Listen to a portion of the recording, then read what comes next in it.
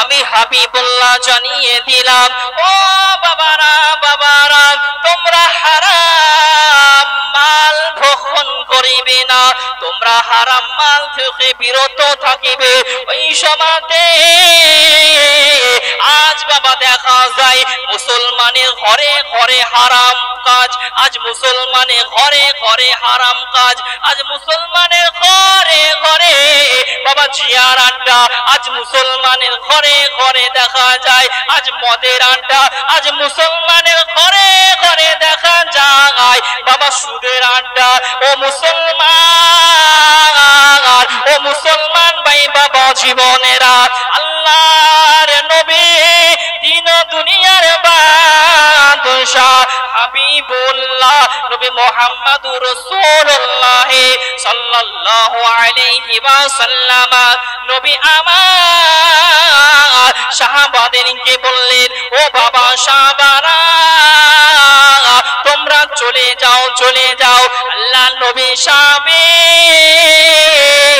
একে একে একে একে বাড়ি চলে গেলেন। জোরে বলুন ও ভাইজানেরা,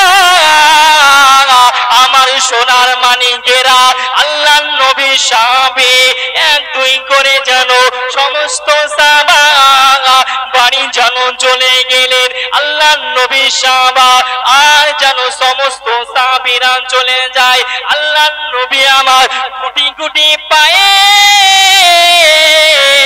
মদিনার গলি দিয়ে, মদিনার রাস্তা দিয়ে আল্লাহ নবী সাহাবা যেন সমস্ত সাহাবারা চলে গেলেন। আল্লাহ নবীও বাড়ি চলে গেলেন। হযরতে আয়েশা সিদ্দিকা রাদিয়াল্লাহু তাআলা আনহার ঘরে আমার নবীজি চলে যায়। ওই মদিনার গলিতে, ওই মদিনার রাস্তা দিয়ে আমার নবীজি যেন চলে যায়। যাওয়ার পরে আমাদের আম্মা জান আয়েশা সিদ্দিকা রাদিয়াল্লাহু তাআলা আনহার হুজরা মুবারকের কাছে পৌঁছে গেলেন।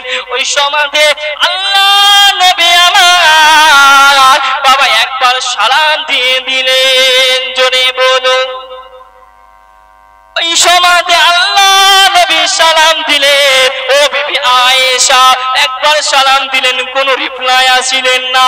আর একবার আমার নবী সালাম দিলেন, আসসালামু আলাইকুম বিবি আয়েশা সিদ্দিকা রাদিয়াল্লাহু তাআলা আনহা।